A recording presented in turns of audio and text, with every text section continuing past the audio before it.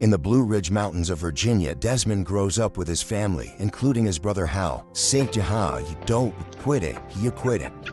His deeply religious mother Bertha, and his father Tom, a former soldier. One afternoon, a fight between Desmond and Hal escalates, and Desmond, in an act of self-defense, nearly kills his brother with a brick. Hal survives, but the violent experience leaves Desmond shaken. His mother's words only deepen his guilt. She tells him that what he did was the gravest sin of all. 15 years later, while helping at the local church, Desmond witnesses a man get into an accident on the street. Without hesitation, he rushes to help, using his belt as a tourniquet to stop the bleeding. He then takes the injured man to the hospital, where the doctor praises his quick thinking, telling him that he just saved a life. Watching the nurses and doctors work, Desmond feels something stir inside him. He has always dreamed of becoming a doctor, but he never had the proper education to pursue it. That same day, he meets a nurse named Dorothy and is instantly captivated by her. Desperate for an excuse to talk to her, he even agrees to donate blood on the spot. "I'm just here to take blood. I'll give mine." Okay. The next day, he returns to the hospital, dressed sharply, determined to flirt with Dorothy and ask her out. Their first date goes well, even though Desmond is still figuring out how to talk to women. But not all. You need to watch her you go. However, Dorothy is slightly taken aback when he kisses her without warning. She would have preferred if he had asked first. Despite this awkward moment, their relationship blossoms. Dorothy shares medical books with him, helping him learn more about medicine. A few days later, Hal shocks the family by announcing that he has enlisted in the army to fight in World War II. He waited until it was a done deal before telling them, knowing they would disapprove. He is right. Bertha hates the idea because taking a life goes against God's commandments, and the sight of Hal in uniform triggers painful memories for Tom. Unable to bear it, Tom asks his son to leave the room. Not long after, Desmond tells Dorothy that he also plans to enlist, but as a medic. "I can't stay here while all them go fight for me." Wanting to make things right before he leaves, he proposes to Dorothy, and she says yes. "So are you gonna ask me to marry you or what?" "Well, I'm asking you with all my heart and then some. You marry me? Then yes." They set a date for their wedding, planning to marry when he gets his first leave. Before leaving, Desmond visits his father, who is at the cemetery standing by the graves of his fallen friends. With bitterness in his voice, Tom speaks of how foolish they were to believe in glory in war. He admits that he doesn't want to bury his sons too and has little hope that Desmond can survive armed with nothing but his convictions. On the day Desmond departs for training in Fort Jackson, Dorothy gives him a Bible with her picture inside. It's a token of love and faith to carry with him into the unknown. Upon arriving at Fort Jackson, Desmond meets his fellow privates, including Smitty, who mockingly calls him two-wheeler while casually flipping a knife. "Oh, hey." Their assigned drill sergeant Howell makes a dramatic entrance, catching everyone off guard with a deafening scream. The sudden shock causes Smitty to drop his knife right onto his own foot, while another private, still undressed, doesn't even have time to put his clothes on. Sergeant Howell is the definition of a military stereotype: loud, aggressive, and quick to insult every soldier based on their appearance. Desmond, however, finds his over-the-top antics oddly amusing. As for the private who failed to dress in time, he's punished by being forced to start training completely naked. During basic training, Desmond struggles with tying knots. "What do we got here, Doss? One for each titty." But his upbringing in the mountains gives him an advantage on the obstacle course, allowing him to excel. The real trouble begins when they move on to weapon handling, and Desmond flat out refuses to pick up a rifle. Howell immediately drags Desmond to Captain Glover's office, where Desmond explains that he was told he wouldn't be required to handle weapons and should never have been assigned to an infantry unit in the first place. He clarifies that as a Seventh-day Adventist, he cannot work on Saturdays because it is his Sabbath. Glover finds the whole situation laughable, convinced that Desmond is unreliable in battle if he refuses to follow basic orders. He sends him for a Section 8 psychiatric evaluation, assuming he must be unfit for service. Later, Howell addresses the other privates in the most condescending way possible, informing them of Desmond's refusal to fight. He makes it clear that Desmond cannot be trusted in combat. That night, just before lights out, Smitty tries to provoke Desmond by snatching his Bible, hoping to push him into a fight. But Desmond remains calm, simply asking for it back with a polite please, refusing to react to the taunt. The next day, Desmond undergoes his psychiatric evaluation. He explains that he doesn't hear voices or have any delusions. He's fully aware of his differences, but is simply a man of strong faith, not a madman. The doctor determines that Desmond is completely sane and does not qualify for a Section 8 discharge. By law, this means he is permitted to continue serving as a combat medic as long as he meets all other training requirements. However, Captain Glover still wants him gone. Since he can't legally discharge him, he orders Howell to make Desmond's life miserable. From that point on, Desmond is assigned the most grueling tasks, including scrubbing toilets. Howell also takes things further by kicking Desmond's bed one morning, making it clear to the entire barracks that no one will be getting their scheduled weekend leave, and heavily implying that it's all Desmond's fault. The resentment boils over, and that night, the other privates gang up on Desmond, beating him badly. Smitty, watching from a distance, wonders why Desmond insists on staying. The next morning, Howell sees Desmond covered in bruises, and, for the first time, seems to show genuine concern. He advises Desmond to leave for his own good, but Desmond refuses, determined to stand by his beliefs no matter the cost. Desmond refuses to name the men who beat him, nor does he even acknowledge that he was attacked.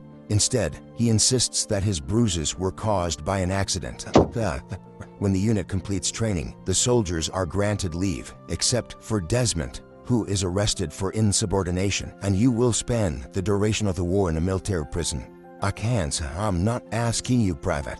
Meanwhile, Dorothy waits for him at the altar, but deep down, she knows something must have happened. Desmond would never abandon her like this. Locked in his cell, Desmond experiences a moment of emotional breakdown. But when Captain Glover visits, he remains calm. Glover offers him a way out. If Desmond pleads guilty, he can be released without formal charges. But Desmond refuses, standing firm in his convictions. Dorothy later visits him, pleading with him to let go of his pride and simply complete the rifle training. She reminds him that shooting a rifle doesn't necessarily mean killing. Still, Desmond remains unmoved. Seeing no other option, Dorothy calls Tom and Bertha, desperate to find another way to help him. That night, Desmond's sleep is haunted by nightmares. Memories of the day he confronted his father as he beat his mother. The horror of wresting the gun away from him. The next morning, Tom arrives at Fort Jackson wearing his old uniform, decorated with all his medals. Without hesitation, he demands to speak with his former commanding officer, who now holds the rank of Brigadier General. At Desmond's court-martial, he maintains his plea of not guilty. Just as he is about to be sentenced, Tom barges into the courtroom, carrying a letter from the Brigadier General. The letter reminds everyone that the right to be a conscientious objector is protected by the U.S. Constitution. Not wanting to risk a conflict with Congress, the tribunal has no choice but to drop the case. Desmond is cleared of all charges and allowed to begin training as a combat medic. Private, thus, you are free to run into the hellfire of battle without a single weapon to protect yourself. To celebrate his hard-fought victory, Desmond and Dorothy finally marry, sharing their first night together as husband and wife. By 1945, Desmond's 77th Division is deployed to Okinawa, sent straight into the Pacific theater of war.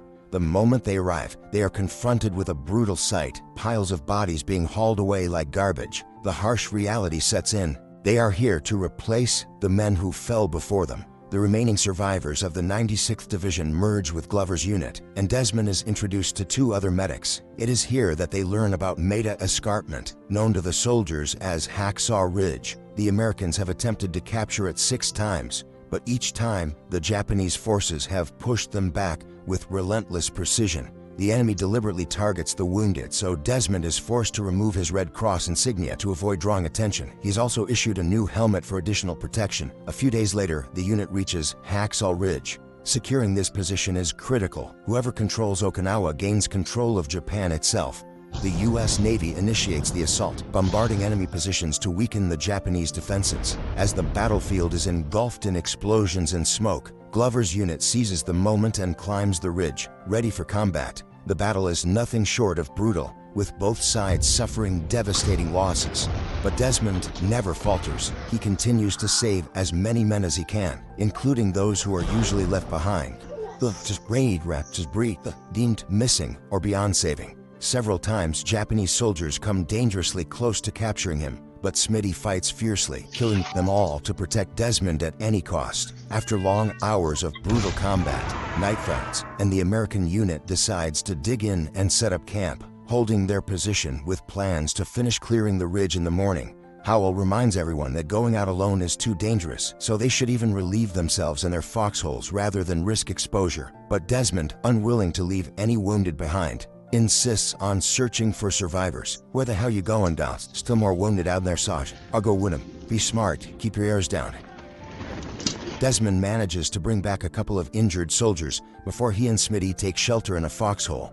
By now, Smitty's attitude toward Desmond has completely changed. After witnessing him in action, he respects him deeply. The two even exchange light-hearted jokes, their bond strengthened by the battlefield. When Desmond falls asleep, he is haunted by a nightmare. Enemy soldiers storm their foxhole and kill them both. He wakes up on the verge of a breakdown and shares his dream with Smitty, who is stunned to realize that Desmond doesn't even pick up a weapon in his own subconscious.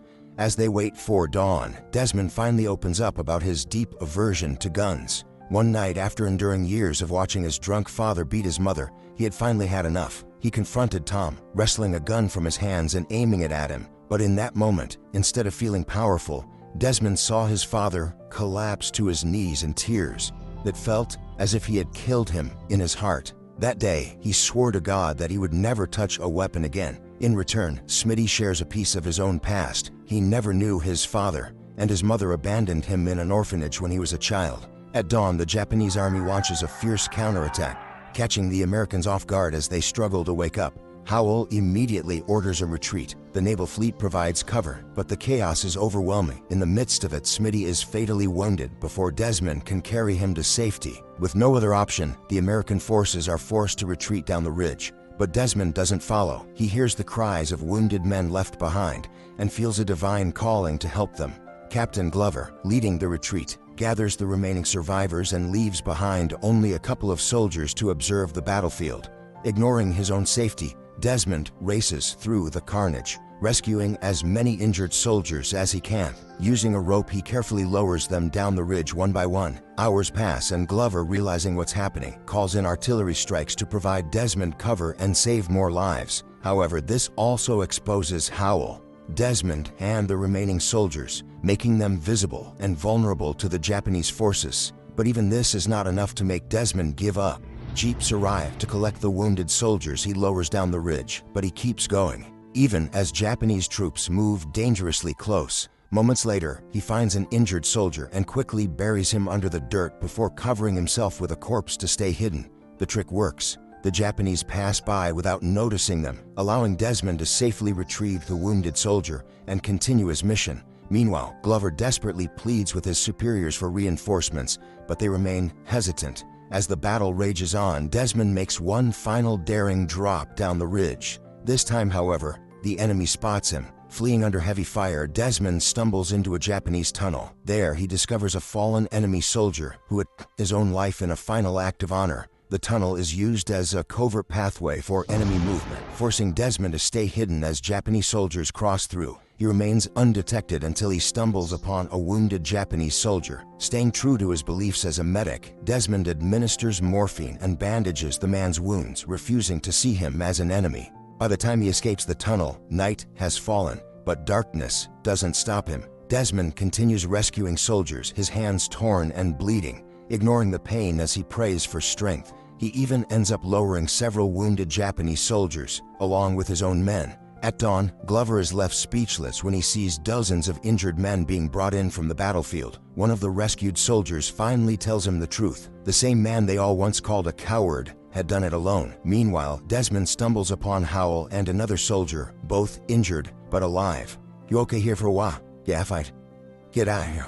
After carrying the wounded private to safety, he immediately turns back for his sergeant. A Japanese sniper locks onto him and fires, but his helmet miraculously deflects the bullet, saving his life. Howell still has a few rounds left in his rifle, so Desmond makes a bold move. He deliberately runs, drawing the sniper's attention. The sniper fires again, revealing his position, allowing Howell to take him down with a well-placed shot. With the immediate threat neutralized, Desmond begins dragging Howell to safety. As they retreat, Japanese soldiers spot them and give chase. Howell fires back, covering their escape while Desmond pushes forward, refusing to leave his sergeant behind. As soon as Howell reaches the bottom of the ridge, Desmond makes his own daring leap to safety. Japanese soldiers peer over the edge, ready to finish him off. But before they can fire, Glover and his men take them down, having arrived just in time to assist the last survivors. Desmond is greeted with the highest respect and is immediately taken to the field hospital. There, he receives the heartbreaking news that the other medic on the team did not survive.